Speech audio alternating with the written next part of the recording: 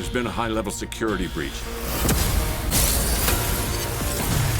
I just gotta say before I start, Shadow is so cool, and I'm so happy he's cool. Sonic 3 is one of the best video game adaptations, and it's not even close. Unlike movies like Five Nights at Freddy's or the Mario movie, to where they throw a ton of references at you, sort of like as jingling keys in order for you to pay attention to the movie, while they cloud you with a lot of bullshit, this movie actually has focus and has clarity, although the pacing issues is very much a problem. I personally argue the pacing issues don't necessarily matter too much if you're a Sonic fan and just like you get to experience the last 30 or 40 minutes of the movie to where things get really hectic. This movie actually delivers almost everything you want, to be completely honest. Now, I will sort of say the plot of the movie wasn't too interesting for the most part. It's mainly just Sonic trying to understand how to be a leader and become a team with Knuckles and Tails, and him sort of failing in that regard. It seems like they're trying to go in that direction to where Sonic and friends become a stronger team, but at the end of the movie, it doesn't really become that per se. The best part of the plot, in my humble opinion, is Shadow's sort of arc. I think it's absolutely amazing the way they handled it.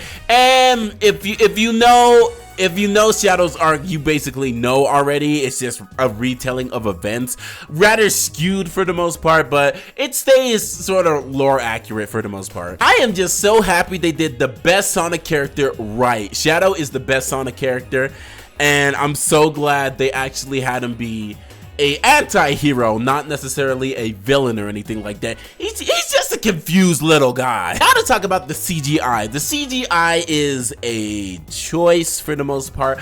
It's still the same as the other two movies. Like, yes, it's improved, but it's still just not necessarily the biggest cup of tea for me. But I will say the cinematography is actually amazing, especially toward the last half of the movie. It goes absolutely insane, and the animation really just, it comes to life. The VFX, everything just like comes to life for this moment. And just the choreography, I guess, is, it's there. It hits. Same with the music. There's a lot of outsourced music in this movie, and a lot of it just really just hit. It fits like the sort of vibe they're going for, or like the motions that are going on. It really does. I did happen to catch there's a ABC 1 2 3 in the movie, but it's Japanese, or yeah, I'm pretty sure it's Japanese because they are in Tokyo, and I kind of fuck with it. I noticed it because